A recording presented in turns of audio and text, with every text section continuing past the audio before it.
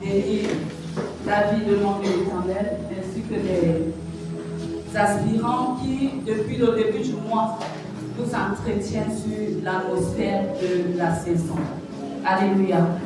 Nous recevons des messages qui nous permettent de véritablement vivre la saison dans laquelle nous sommes entrés. L'Ange de l'Éternel nous disait que le mois de juin, c'est le mois de la multiplication divine. Et ce mois nous fait entrer dans la faveur, la bénédiction ainsi que la possession. Amen.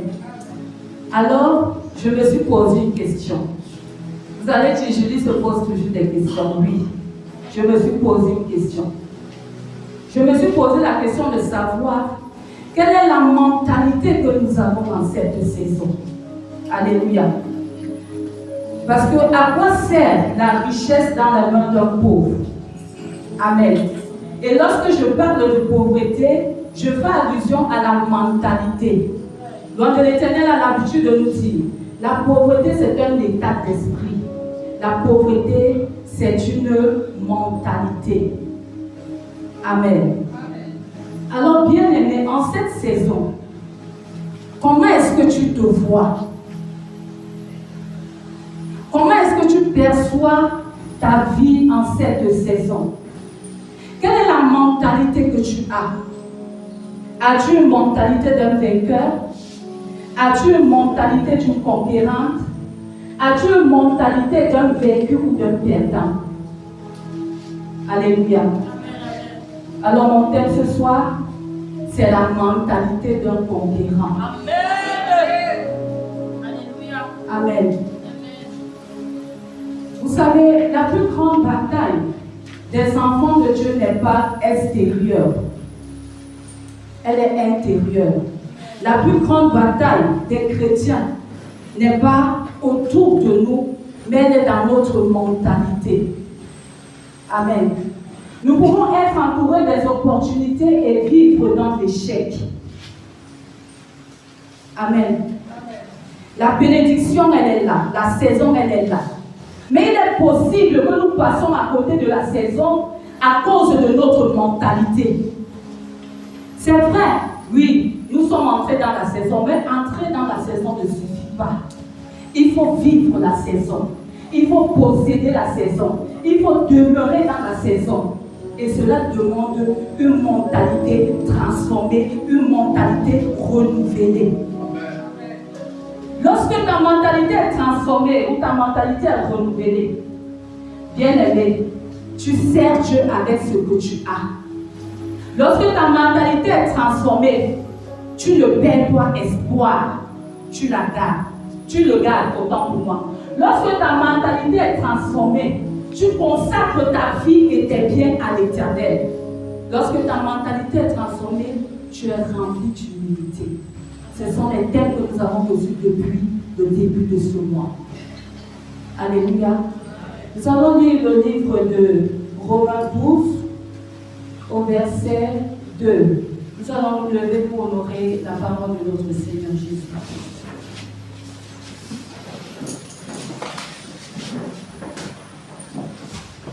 Romains 12 au verset 2, il est écrit: Ne vous conformez pas au siècle présent, mais soyez transformés par le renouvellement de l'intelligence, afin que vous discerniez quelle est la volonté de Dieu, ce qui est bon, agréable et parfait. Alléluia. Est-ce que quelqu'un peut acclamer pour cette parole? Amen.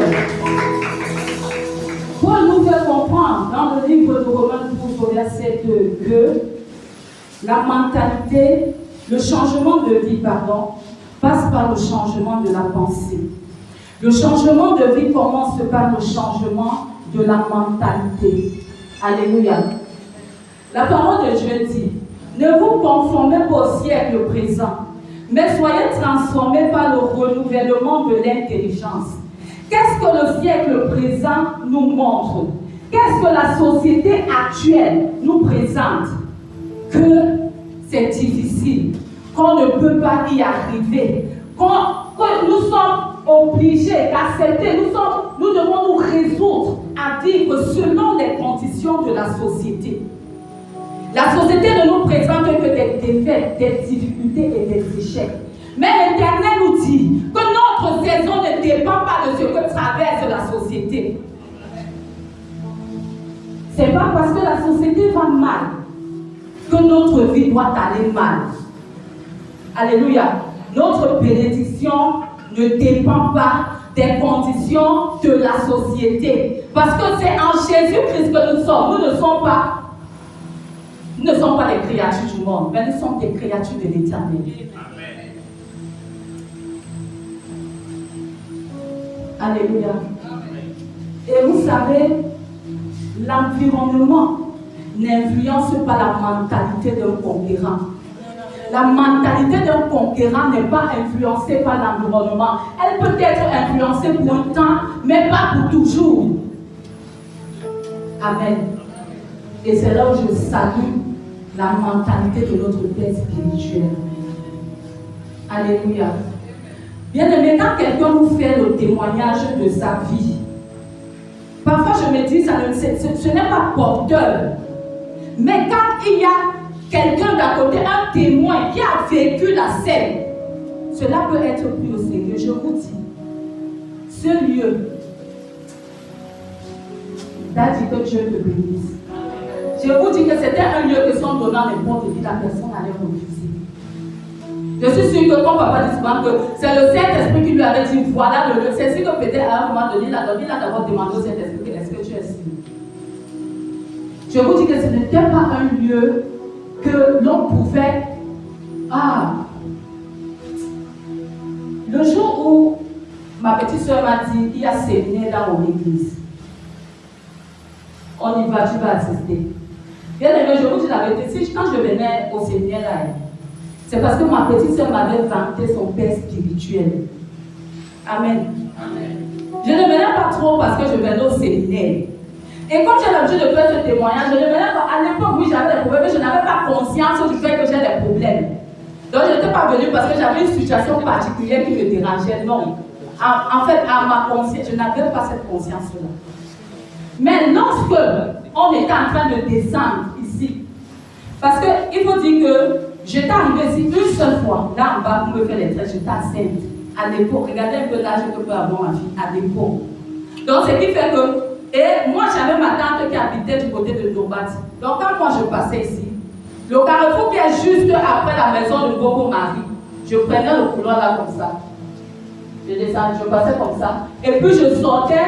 Il y a un pont, après notre pont ici, il y a un pont là-bas, je sortais là, je tombais à Saint-Isidore et puis je continuais ma bouche matin. Ce qui fait que le côté-ci, je n'étais presque jamais descendu ici. Le jour où ma petite soeur me dit, allons au séminaire et que je suis en train de prendre la route. Bien, mais quand on a dépassé le carrefour là, j'ai dit dans mon cœur qu'elle m'amène.